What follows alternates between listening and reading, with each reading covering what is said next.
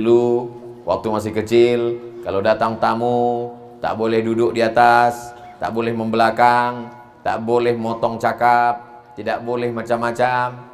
Hari ini bapaknya ibunya sibuk menjadi wanita karir, bapaknya sibuk bekerja dari pagi sampai petang. Yang dialaskan adalah untuk kebahagiaan anak. Mungkin secara materi anaknya bahagia, rumahnya besar, mobilnya mewah, tapi jiwanya kering. Jangan sampai dia lebih mau curhat dengan laki-laki yang tak mahram daripada dengan ibu dan bapaknya. Kenapa? Karena dia sudah dijauhkan dari sejak kecil.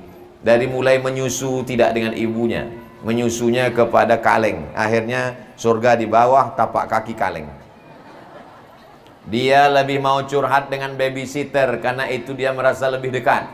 Maka sesungguhnya memasukkan anak ke pesantren bukan menjauhkan anak. Kalau ada orang mengatakan, oh itu sama aja Pak Ustadz, meletakkan anak ke pesantren berarti dia jauh. Coba tengok dulu umurnya berapa. Di beberapa tempat di Pulau Jawa, pondok tahfiz Quran itu SD.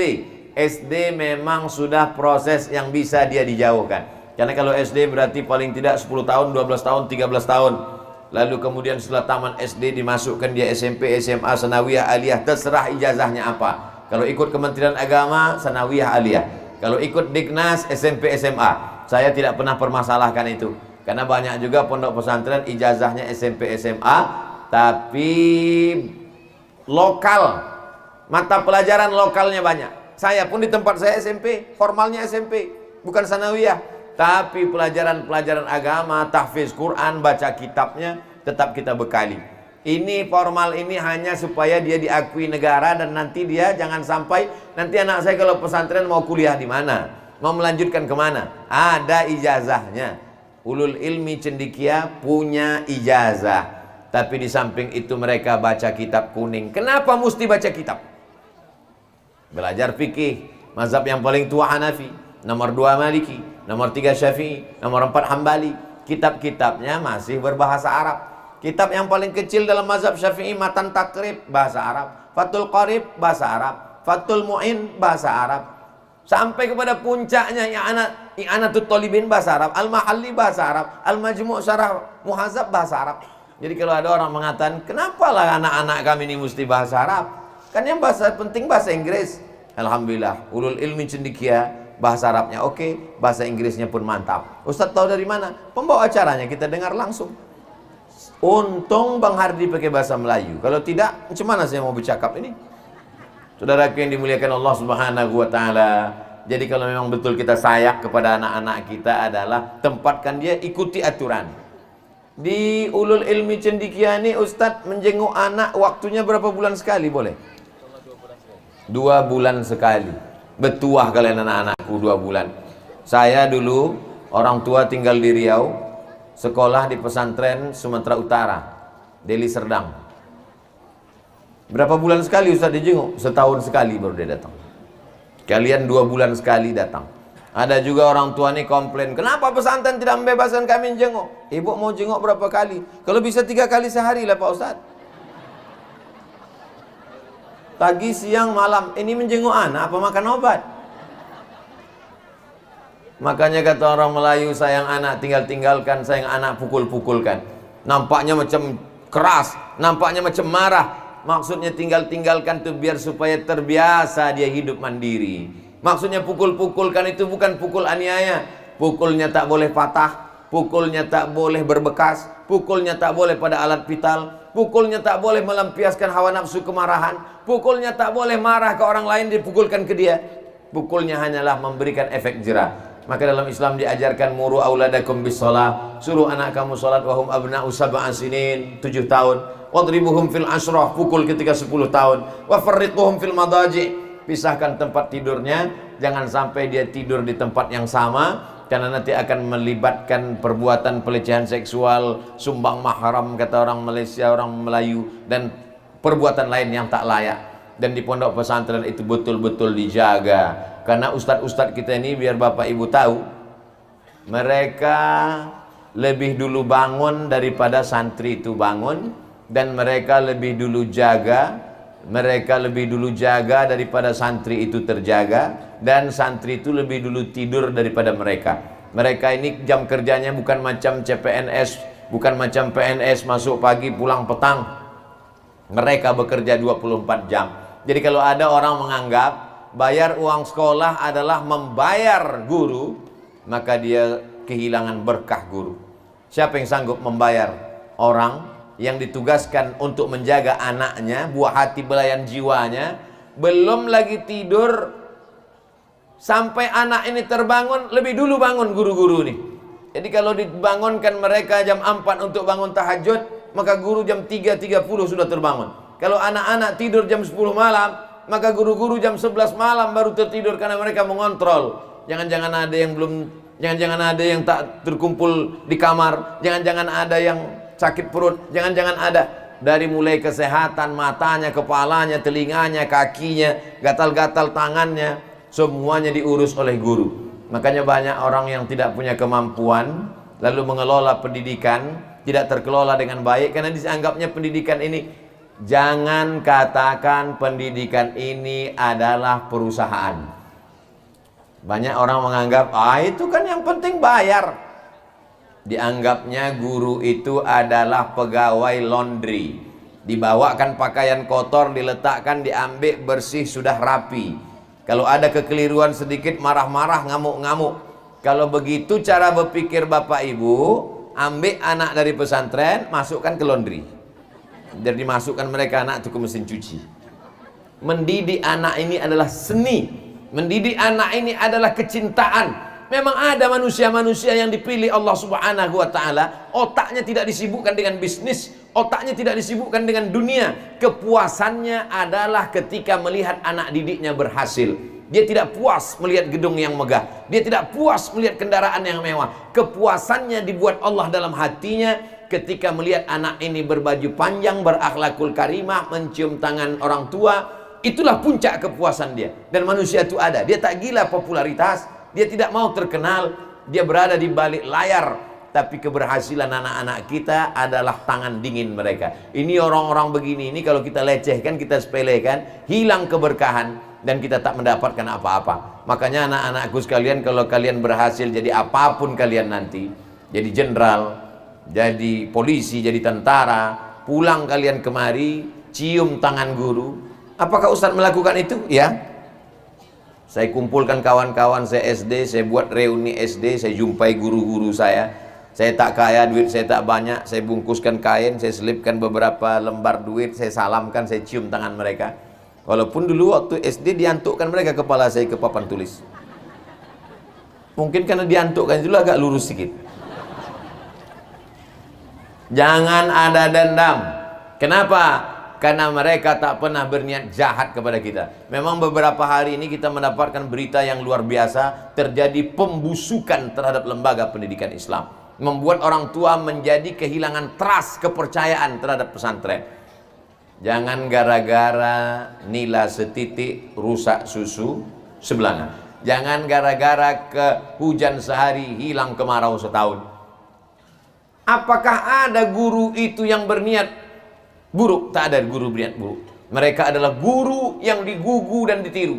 Tapi yang namanya kecelakaan bisa saja terjadi. Dari sekian ratus ribu jutaan santri, dari sekian banyak puluhan ribu ratusan pondok pesantren, berapa kejadian?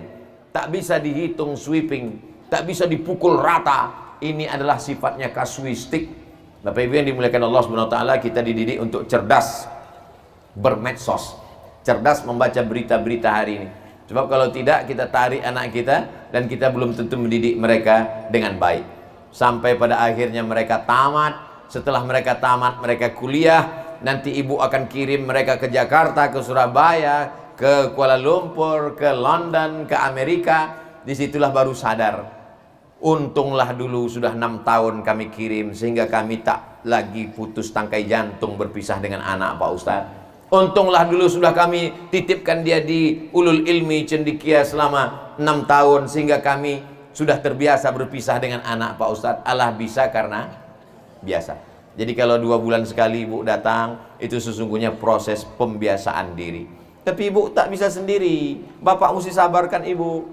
Kalau bapak tengok ibu ni bengkak biji matanya sebesar bola golop, maka ibu bapak sabarkan. Kau lebih baik menangis sekarang, Ma. daripada kau menangis 20 tahun lagi karena anak itu menjadi pelakor, daripada dia menjadi pecandu narkoba, daripada dia menjadi penjahat, daripada dia menjadi perampok, daripada dia jadi geng motor. Tentu ibu ini tak menerima nasihat itu bulat-bulat. Kata dia, kau iyalah tak enak saja. Anak itu kan aku yang mengandung 9 bulan 10 hari. Betul juga. Kita laki-laki ini siap berpisah dengan mereka. Tapi ibu-ibu berpisah dengan anak ini berat luar biasa. Tapi kalau niatnya karena Allah subhanahu wa ta'ala, apa kata Nabi SAW? Ma yusibul mu'min min nasabin wala wasabin wala saqamin wala syaukin yastakuha. Pahala itu bukan cuma sholat, pahala itu bukan cuma baca Quran, pahala itu bukan cuma jihad berdarah-darah.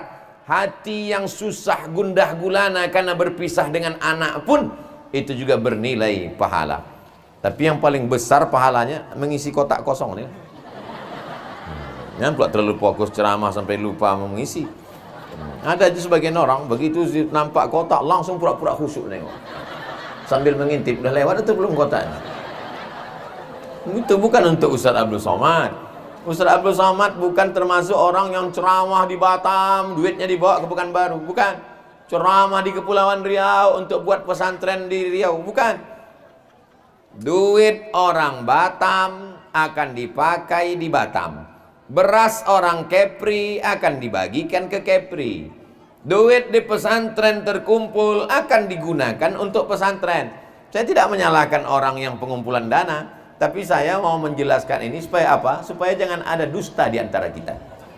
Bapak Ibu yang dimuliakan Allah Subhanahu wa taala, ibu yang bukan penghafal Quran, bapak yang bukan ulama, kiai dan ustadz, kalau disupport pesantren, maka kita mendapatkan pahala penghafal Quran.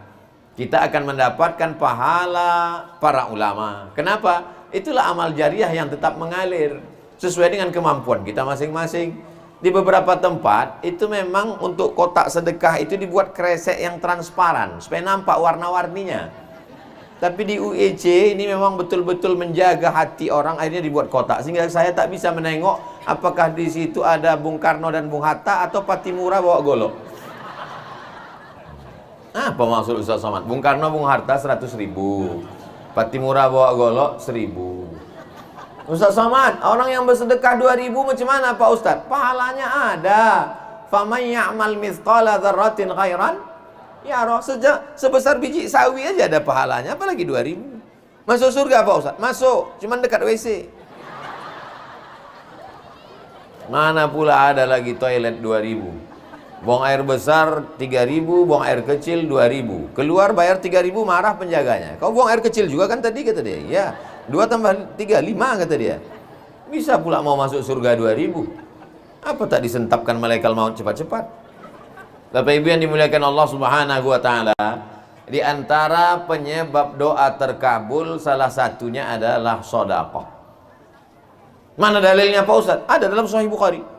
Ketika 3 orang terjebak di dalam gua, yang satu itu mengangkat tangannya, "Ya Allah, aku punya pembantu. Pembantuku itu mau gajian, tiba-tiba dia tak ada, entah kemana menghilang. Duit gajinya aku belikan ke kambing, aku belikan ke sapi, aku belikan ke onta.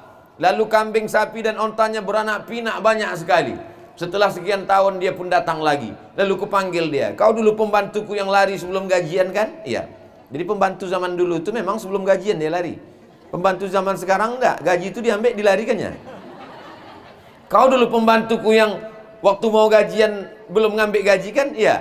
Gaji kau tuh kubelikan ke kambing, ke sapi, ke onta. Ini tengok berkandang-kandang nih punya kau semua. Jadi bagaimana Tuan? Aku tak mau memakannya, takut haram, ambillah semua. Akhirnya pembantuku itu mengambilnya semua. Hebatnya dia, satu pun tak disisakannya. Ya Allah, aku meminta kepada Engkau, kalau memang sedekahku ini ikhlas karena Engkau, bukakanlah pintu gua ini. Mereka terjebak dalam gua, datang batu besar bergelinding menutup pintu gua. Akhirnya dibukakan Allah pintu gua itu karena keutamaan sedekah. Jadi ibu yang bersedekah, bapak yang bersedekah tadi, maka nanti malam berdoa kepada Allah, menyebut sedekahnya itu dalam doa. Itu namanya doa tawassul. Ya Allah, berkat sedekahku di UIC tadi, maka jadikanlah anakku soleh. Tapi ketika sholatnya di rumah sendirian tahajud malam, jangan di masjid. Kalau di masjid kuat-kuat tanya kawan, Ya Allah, berkat sedekahku di UIC, tanya kawan, berapa? Gitu. Itu maknanya jangan sampai kita sum'ah. Itu riya Pak Ustadz? Bukan. Kalau riya itu mempertontonkan amal, itu namanya riya. Kalau sum'ah itu memperdengar-dengarkan amal. Contoh orang riya, kalau sendirian di kamar sholat sunat ayatnya kulhu. Tapi kalau tahiyatul masjid di masjid rakaat pertama yasin, nah itu riya. Supaya ditengok orang.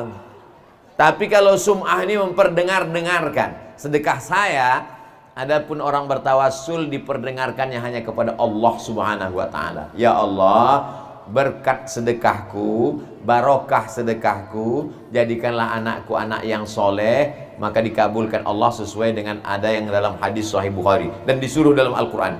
Ya ayyuhalladzina amanuttaqullah, hai orang-orang yang percaya kepada Allah, takutlah kamu kepada Allah, wabtaghu ilaihil wasilah, bertawassullah. Bertawassul yang paling utama adalah bertawassul dengan amal soleh, bukan somat. Bapak Ibu Saudaraku yang dimuliakan Allah Subhanahu wa taala. Dimasukkan ke pesantren sudah, lari pula dari pesantren. Dijaga di rumah sudah. Dinasehati bebui mulut, kau jalan sama siapa, pulang jam berapa, motor mana, kuncinya mana, duitnya mana, yang ku kasih jajan kemana, macam mesin pompong rusak. Tak juga berubah. Ada satu kemungkinan. Apa itu? Kemungkinan otaknya rusak. Kenapa otaknya rusak? Karena mendapat darah yang rusak. Darahnya dari mana? Dari tangkai jantung. Dari jantung darah menyembur naik ke otak. Otaknya rusak. Ada dalam Quran. Nasiyatin kadzibatin khati'ah. Nasiyatin otak, ubun-ubun. Kadzibatin pembohong, penipu, pendusta. Khati'atin selalu buat salah. Kenapa otak ini selalu bohong dan buat salah? Karena darah yang naik ke otak kotor. Darahnya dari mana? Dari jantung. Darah yang disemburkan jantung ini dari mana? Dari sepiring nasi uduk. Bukan nasi uduk Pak Ustadz, mie lendir, terserahlah. Dari sepiring makanan yang haram berubah menjadi setetes darah, masuk ke dalam jantung, dari jantung naik ke otak. Disalahkan juga kenakalan remaja, kenakalan anak muda, bukan kenakalan papa dan mama. Gara-gara mengasihi anak makan jangan kasih anak makan haram. Tapi kalau ditengok dari wajah-wajahnya, ini memang makan halal semua. Kenapa? Karena mereka hanya memakan makanan yang ada label halal dari Majelis Ulama Indonesia.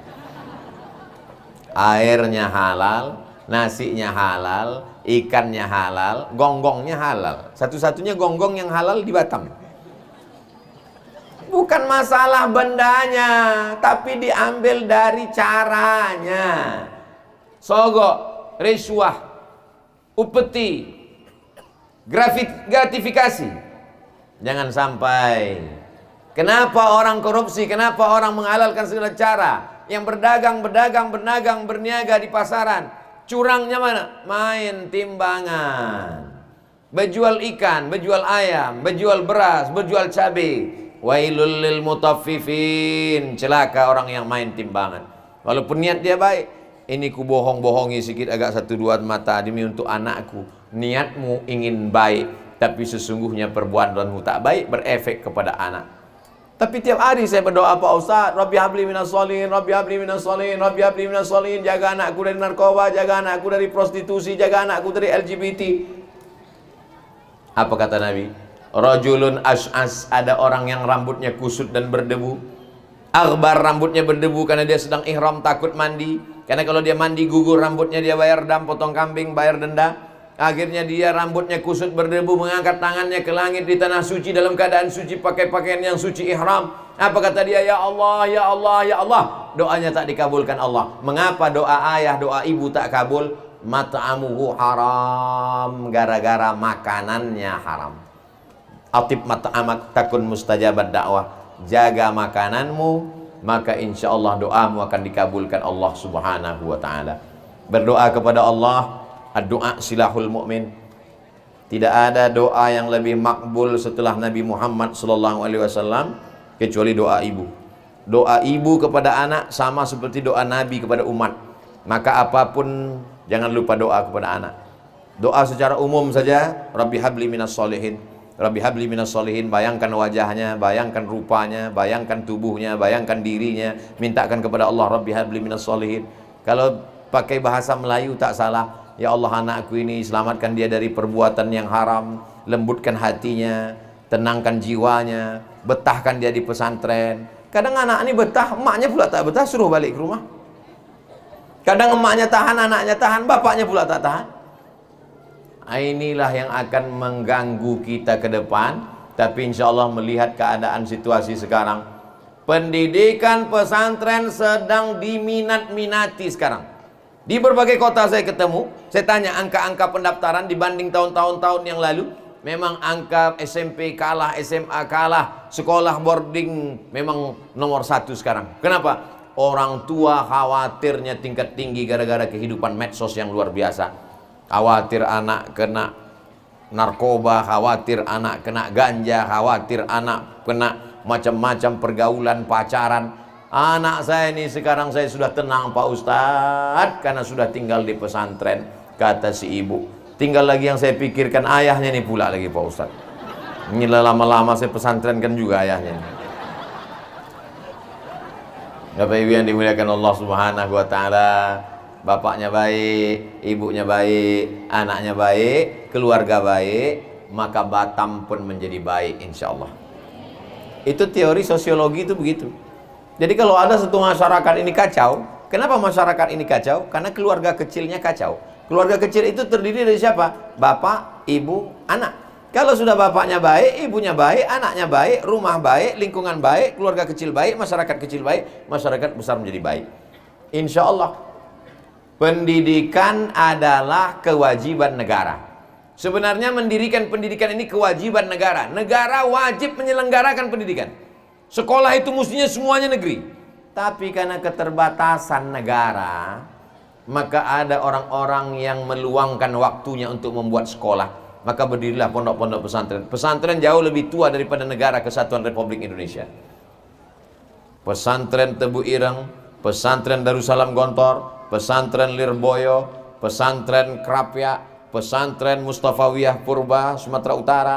Pesantren-pesantren ini jauh lebih tua dari Negara Kesatuan Republik Indonesia. Itulah mengapa negeri ini merdeka, itu karena kontribusi pesantren. 10 November, hari pahlawan. Orang selalu mengingat 10 November, 10 November, 10 November. Kenapa 10 November diperingati sebagai hari pahlawan? Karena hari itu orang Islam rela mati ditembak oleh Belanda karena dia yakin dia akan mati syahid. Siapa yang mengajarkan mati melawan Belanda itu mati syahid? Ulama. Ulama mengeluarkan fatwa tanggal 22 Oktober. 10 November ke 22 Oktober, 18 hari mereka belajar jihad. Itulah mengapa tanggal 22 Oktober diperingati sebagai hari santri. Karena 22 Oktober lah keluar resolusi jihad. Siapa yang mati melawan Belanda, maka matinya mati syahid, disaksikan oleh malaikat. Sebelum mati dia sudah melihat tempatnya di surga, dan sakratul mautnya macam dicubit, dan dia langsung masuk ke dalam surga Jannatul Firdaus. Hari ini ajaran tentang mati syahid diolok-olok, diejek-ejek. Negara Kesatuan Republik Indonesia berhutang budi terhadap pondok pesantren, berhutang terhadap para kiai dan alim ulama. Kita yang mengerti sejarah itu, maka kita hari ini sebenarnya sedang melanjutkan perjuangan. Jadi kalau ada orang mengatakan pesantren ini sarang radikal, radikal, kepala kau layaknya kena pukul, biar lurus otaknya, maka sesungguhnya pesantrenlah yang membuat Indonesia sampai hari ini masih ada. Itu karena pesantren.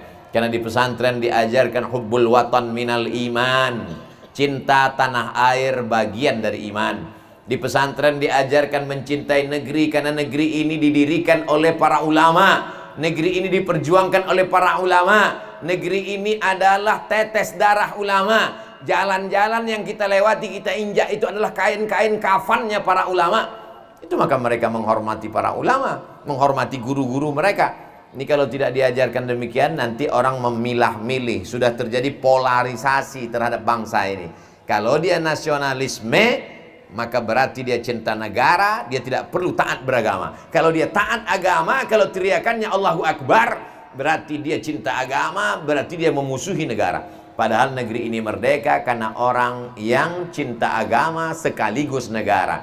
Mereka cinta negara ini, tapi waktu mengusir Belanda teriakannya adalah Allahu Akbar. Dan ketika mati itu yang diucapkan adalah la ilaha illallah. Walaupun dasar negara yang dia ikuti Pancasila, karena Pancasila sila pertama adalah ketuhanan yang Maha Esa. Itu jangan dikaburkan, itu jangan dikacaukan. Sekarang kita dibenturkan antara dua, pilih Al-Quran apa Pancasila. Pancasila itu kan saripati yang diambil dari Al-Quran. Ketuhanan yang Maha Esa, Qul huwallahu ahad, itu diambil. Makanya di pembukaan preambul Undang-Undang Dasar 1945, atas berkat rahmat Allah yang Maha Kuasa dan keinginan bangsa Indonesia yang luhur, dengan ini menyatakan kemerdekaannya. Makanya warnanya dibuat merah dengan putih, merah darahnya, putih tulangnya, rela dia berputih tulang, tumpah darahnya merah demi untuk merdekanya negeri ini. Yang pertama mengucapkan selamat Indonesia merdeka adalah mufti dari Presiden Palestina yang sekarang sedang dijajah Israel. Jadi kalau ada orang berkhutbah tentang Palestina, apa hubungan kita dengan Palestina? Palestina negara sendiri, kita negara sendiri. Kau waras apa gila? Kita merdeka yang pertama kali mengucapkan selamat itu adalah Palestina. Kita berutang budi terhadap Palestina. Ketika itu Palestina negara merdeka, 1945 negara merdeka, 1946 baru Israel datang menjajah. Kita merdeka, mereka pula kena jajah. Apa kontribusi kita terhadap mereka? Maka anak-anak ini diajarkan akidahnya Ahlus Sunnah wal Jamaah, fikihnya tetap bermazhab Syafi'i, tasawufnya Sunni berakhlakul karimah, tapi di sini dia belajar sejarah Islam. Itulah yang menyelamatkan mereka sampai nanti pada akhirnya. Masalah kita dengan anak-anak ini, belum tentu kita duluan meninggalkan mereka. Beberapa hari yang lalu saya takziah teman sahabat saya meninggal, terbujur kaku di ruang tamu. Kata kawan-kawan, itu emaknya Pak Ustadz. Anak terbujur kaku di ruang tamu, emak yang menghadapi. Ibu bisa memandikan anak ibu 2 kali. Dulu waktu bayi baru lahir ibu mandikan, dan memandikan jenazahnya setelah mati menghadap Allah SWT. Kita siap menghadapi itu. Kalau nasib berkata lain, saat dia lahir kita mandikan, saat kita mati dia pula memandikan kita, alhamdulillah. Saat dia lahir kita mengazankan ke telinganya, saat kita mati dia pula yang membisikkan la ilaha illallah, alhamdulillah. Tapi berapa banyak orang tua saat lahir aku yang mengazankan Pak Ustadz, saat talqin matinya pun aku juga yang mentalqinkan. Bapak-bapak yang hari ini umurnya 70-80, anaknya meninggal COVID kemarin, waktu memandikan jenazahnya ibu yang memandikan. Waktu dia lahir ibu juga memandikan. Tapi kita sudah siapkan semuanya. Hidup ini adalah siap menerima kenyataan. Orang yang tak siap hidup, maka lebih baik dia mati. Tapi belum masanya gimana Pak Ustadz? Kalau nampak jenazah lewat, ikut. Berani hidup, tak takut mati. Takut hidup, jangan mati. Takut mati, jangan hidup. Takut hidup, mati saja. Ibu-ibu siap mati? Oh, siap mereka Pak? Siapa yang tak siap mati? Karena pasangan hidup adalah mati. Pasangan ada adalah kehilangan. Siap kehilangan anak. Kalau memang ditakdirkan Allah Subhanahu wa Ta'ala, yang kita inginkan adalah as-sabru fi sadmatil ula, sabar menghadapi ujian Allah Subhanahu wa Ta'ala. Kita doakan anak-anak kita panjang umur, sehat badan, tercapai segala cita-citanya. Nanti setelah dia jadi orang, sekarang orang juga, maksud jadi orang, ini orang-orang hebat nanti, maka insya Allah mereka mengenang sekolah mereka, mereka berada di ulul ilmi cendekia. Dan ketika ditanya oleh istri anak mereka, abang dulu sekolah di mana? Di ulul ilmi cendekia. Siapa aja nama guru-guru yang abang ingat? Waktu itu ada Ustadz Fulan, Ustadz Fulan, Ustadz Fulan. Ada Ustadz Somad yang datangnya setahun 2 kali. Insya Allah tak lupa mereka mendoakan saya, insya Allah. Sedangkan saya mereka doakan, apalagi ibu. Sedangkan saya mereka doakan, apalagi bapak, ayah kandungnya, ibunya. Maka di tengah malam mereka bangun bersujud bertahajud, Rabbi firli wali walidayya warhamhuma kama rabbayani shaghira. Menangislah ibu menengok anak duduk di pelaminan. Alhamdulillah Pak Ustadz, setelah saya sekolahkan di Ulul Ilmi Cendekia, sekarang sudah kuliah, sudah nikah, duduk dia di pelaminan. Kenapa ibu menangis? Selesailah tanggung jawab saya Pak Ustadz sebagai ibu. Kata siapa? Kata siapa kalau anak ini nikah tanggung jawab kita selesai? Belum selesai. Selesainya tanggung jawab kita kapan? Setelah mati menghadap Allah Subhanahu wa taala. Makanya carikan dia suami yang baik. Carikan dia istri yang baik. Kalau kita biarkan dia mencari sendiri, waktu di UI Cira, jilbabnya panjang, bajunya panjang, kerudungnya panjang, berakhlakul karimah, sholat sunatnya tak tinggal, baca kitab, menghafal Quran. Tapi karena kita tak peduli dengan jodohnya, menikah dia dengan orang yang tak jelas, anting-antingnya 13. Seminggu sesudah nikah pulang ke rumah, selama ini kita ajarkan cium tangan, peluk emak, peluk ayah. Begitu dia balik, hai guys, sehat, katanya. Maka kita dudukkan dia. Fir'aun, dulu kau kami terima meminang ke rumah ini karena kau datang berpeci. Kau dulu atas rekom siapa? Kenapa anak kami ini kau buat begini, rambutnya 3 warna sekarang? Kenapa kukunya ini panjang? Kenapa dia tak sembahyang? Banyak orang sekarang kan sudah dewasa. Ini bukan ajaran Islam. Ajaran Islam tidak mengenal dewasa. 18 tahun ketuk pintu sampai mati, minal mahdi ilal lahdi. Ini perlu ditanamkan. Jangan karena mengikut pendidikan barat sudah dewasa bebas untuk memilih agama apa saja yang dia suka. Tidak. Dalam Islam kita tetap dituntut. Selangkah kaki ibu sudah masuk surga, selangkah kaki bapak sudah masuk Jannatul Firdaus. Kalau kalian biarkan bajunya terbuka, kalian biarkan dia na'udzubillah murtad, maka selangkah juga kakimu akan ditarikkan ke dalam neraka jahanam. Kenapa? Karena mereka adalah nikmat yang akan dituntut di hadapan Allah Subhanahu wa taala. La tus'alunna yauma idzin anin.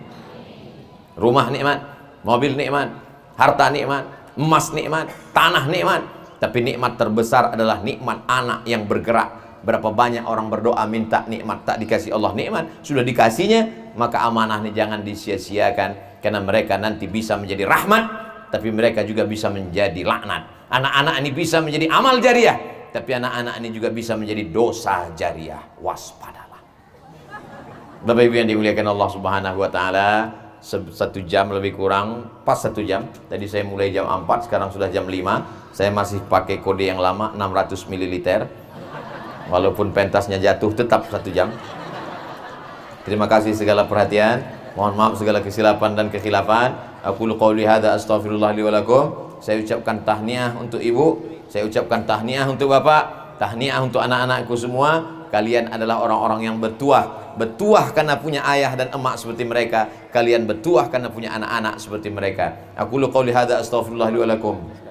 Di akhir majelis mari kita sama berdoa. Mudah-mudahan keluarga kita sakinah, mawaddah, warahmah, anak-anak kita soleh dan solehah, menjadi mujahid fi sabilillah, diselamatkan dari segala perbuatan maksiat dan dosa.